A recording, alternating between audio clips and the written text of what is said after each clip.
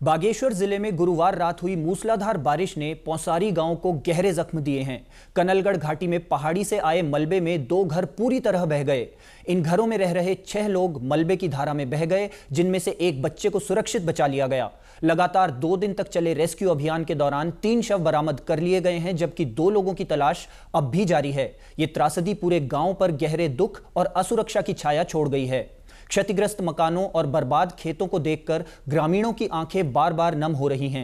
ग्रामीणों का कहना है कि अब उनकी जन्मभूमि सुरक्षित नहीं बची और यहां रहना लगभग नामुमकिन है। वे सरकार से जल्द सुरक्षित स्थान पर पुनर्वास की मांग कर रहे हैं। कि कनलगढ़ घाटी में 28 अगस्त 2025 को जो भीषण आपदा और तबाही आई थी, उसमें ग्राम पंचायत पौसारी में जो जनहानि भी हुई है 5 लोगों की। उसके अतिरिक्त ग्राम पंचायत सुमटी उसका बगल वाला गांव है, जहां पर भी बहुत ज़्यादा क्षति वहां पे हुई है। क्योंकि वहां पे मानव क्षति नहीं हुई है, लेकिन इसके अतिरिक्त वहां पे जो काश्तकारों जो जमीन थी वो 2-3 हेक्टेयर जमीन पूरी तरह से बह गई है।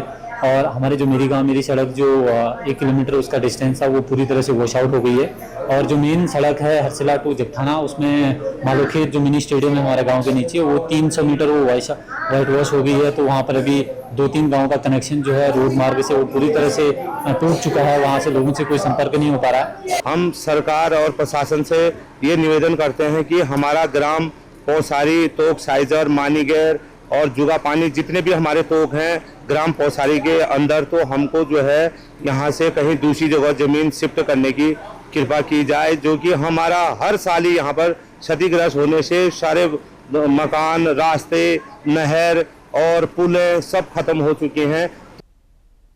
आपदा प्रभावितों के लिए जिला प्रशासन ने राहत शिविर में भोजन और ठहरने की व्यवस्था की है।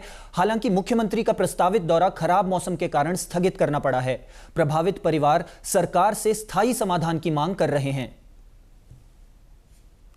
आने जाने आवागमन का रास्ता खुल जाए और बिजली और पानी की समस्याएं दूर कर दी जाए, मुख्य मांग है यही है। और खाने पीने, लोगों के लिए खाने पीने की व्यवस्था कर दी जाए।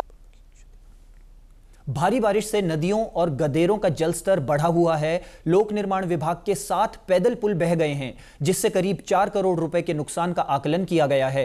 तो वहीं सड़कों के हिस्से बह जाने से लगभग 1.25 करोड़ रुपए की क्षति का अनुमान लगाया गया है।